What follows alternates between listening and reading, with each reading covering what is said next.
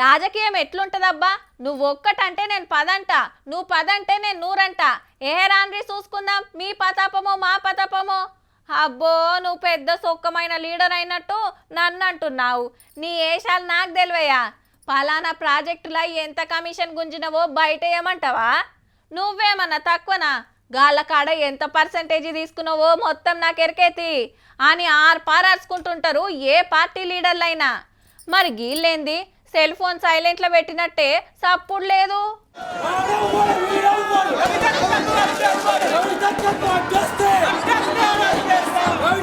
కవితక్క ఇంచి ముంగట జాగృతి కార్యకర్తల జాతర నడిచిందనుకో రాదుండ్రి.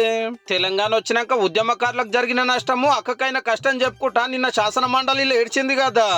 ఇవాళ ముఖ్యమైన మీటింగ్ అనగానే శితం మంది వచ్చిర్రు హైదరాబాద్ లో ఇంటికాడికి.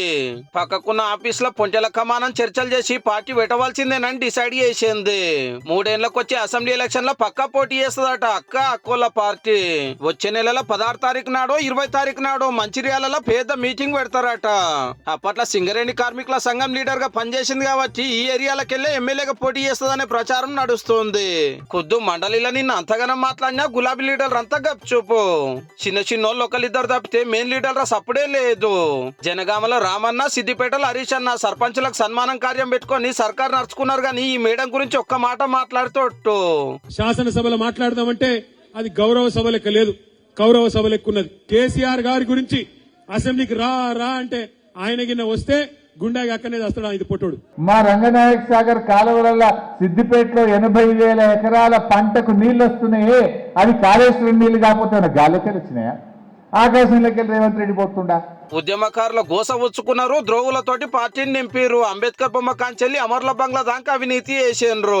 కాళేశ్వరంలో కమిషన్లు మింగిరు, రైతులకు బేడీలేసిరు, ధర్నా చౌక్ ఎత్తేసిండ్రని ఎన్నో ప్రశ్నించే నిలదీసే. ఆయనతో మళ్ళేమనంటే ఇంకెన్ని బాగోతాలు బయట వేస్తుందో, ఇంకెందరిని బాజాట్లా గుంచుతుందో అని బుగులు పడ్డట్టున్నారు. బీఆర్ఎస్ లకెళ్ళి సస్పెండ్ చేసినాక యాత్ర పేరు మీద ఏడికి పోతే అక్కడ లీడర్ల కబ్జాలు, కమిషన్లు, అవినీతి గురించి చెప్పిన కవితక్క శాసన మండలిలో ఖుద్దు బాపుకే సూటి పెట్టే. మరి తెలంగాణలో ఏం పీక్ కట్టలు కట్టినామని నేషనల్ పోయి చేస్తాం అధ్యక్షవనం. అక్కడికి మనోళ్ళ పరిస్థితి ఎట్లా అయిందంటే గల్లీ నుంచి ఢిల్లీ దాకా అవసరమైతే అమెరికా గురించి ఇట్లా మాట్లాడతారు కానీ కవితక్క మాట అయితే ఎత్తారు. గట్టిగా అడిగితే మత్పరిస్తారు, ఇడిచిపెట్టురని ఇలేకలరని బతిమిలాడతారు. పార్టీ పెట్టక ముందే గిట్లుంటే ఇక కొత్త జెండా ఎత్తినాక కారోళ్ళకి ఇంకెన్ని కష్టాలో పో. సిరిసిల్ల సిద్దిపేట కలెక్టర్ లో అవినీతి ఎక్కడ ఉంటే అప్పుడు ఎవరున్నారు అక్కడ? కేటీఆర్ గారు, ఇక్కడ హరీష్ రావు గారు.